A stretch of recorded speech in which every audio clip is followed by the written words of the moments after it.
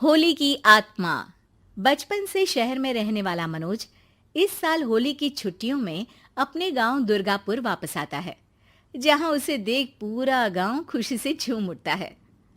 जब गया था तब इतना सा था और अब देखो कितना बड़ा हो गया है। हाँ सरपंच जी, जब मैं गया था तब आप भी बहुत जवान थे और अब देखो कितने बूढ़े हो गए हैं आप। चलो चलो बढ़िया है। बच्चा घर वापस आ गया। इसी खुशी में आज रात पार्टी होगी। क्या बात है, गांव में भी पार्टियां होने लगी। वैसे अगर पार्टी की बात है तो आज क्यों सीधा होली पार्टी करते हैं। होली पार्टी की बात सुन चहल पहल में अचानक सन्नाटा छा जाता है, जिसे देख मनोज को कुछ अजीब लगता है। लेकिन तभी सरपंच बात पलट देता है।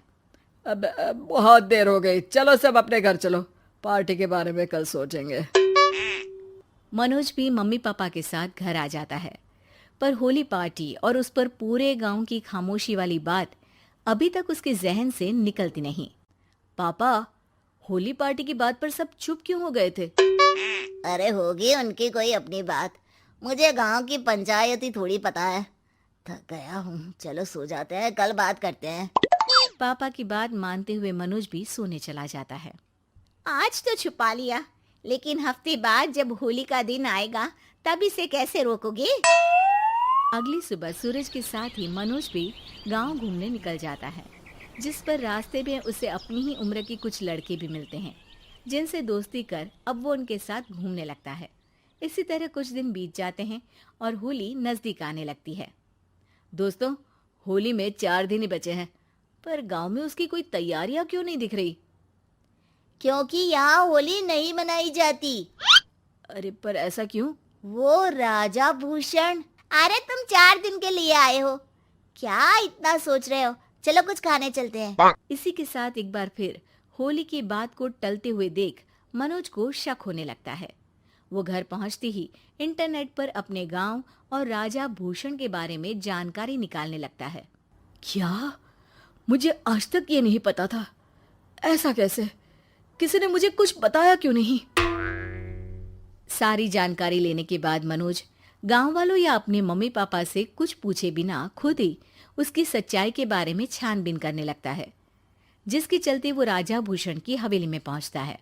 वाह, क्या हवेली है यार। पर क्या यहाँ सच में कोई भूत है? हेलो भूत जी, कोई है क्या? हम इस साल गांव में होली सेलिब्रेट कर रहे हैं, क्या आप उस पर थोड़ा इंटरव्यू देंगे? मनोज के ऐसा बोलते ही गांव में तूफान उठ जाता है और हवेली में रखी सारी चीजें हिलने लगती है। एक अदृश्य शक्ति मनोज को धक्का देकर हवेली से बाहर निकाल दरवाजा बंद कर लेती है। ये सब देख मनोज हैरान रह जाता है।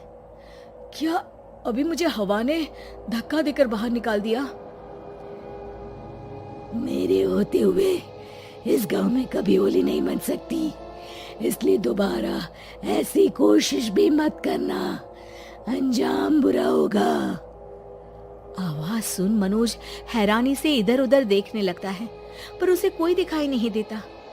वो गांव वापस आ जाता है, जहां तूफान की वजह से सब कुछ तहस महस हो चुका होता है। आखिर ये तूफान आया कैसे? ना ऐसा कोई मौसम था और ना ही हमने होली का त्योहार मनाने की बात की थी। सरपंच की बात पर कोई रिएक्शन दिए बिना मनोज चुपचाप अपने घर चला जाता है। इस तरह देखते ही देखते होली का दिन भी आ जाता है और मनोज रंग लेकर गांव में निकल जाता है, लेकिन गांव पूरी तरह खाली होता है। अरे त्योहार का दिन है, धूमधाम की जगह मातम क्यों मनाया हुआ है? मनोज की आवाज सुन सब अपने घर की खिड़कियां खोल के घर के अंदर से ही उसे वापस जाने के लिए कहने लगते हैं, पर वो किसी की नहीं सुनता। तुझे पहले भी समझाया था, अगर होली खेलने की कोशिश भी की तो अच्छा नहीं होगा। अरे बात मान लो बेटा, तुम्हें सच नहीं पता। मुझे सब पता है।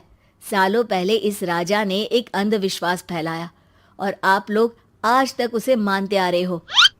अरे बेटा, जब तुम पैदा भी नहीं हुए थे उससे भी बहुत पहले से इस गांव पर होली का श्राप है।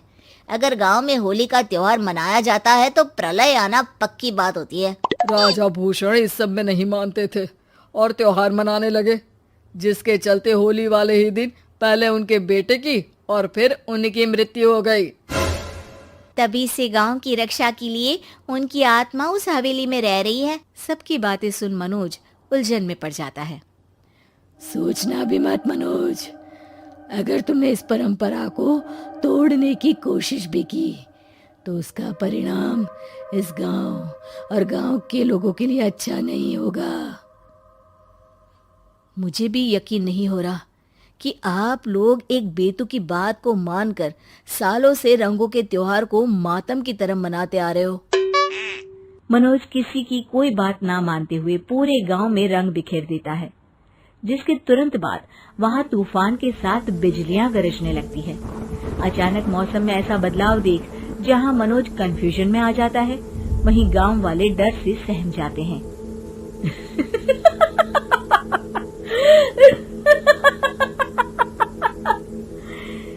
इस लड़के ने हमारे जैसे सिर्फ अपने स्वार्थ के लिए नहीं बल्कि पूरे गांव की खुशियों के लिए यहाँ होली मनाई है, जिस वजह से अब इस गांव पर होली का श्राप टूटता है।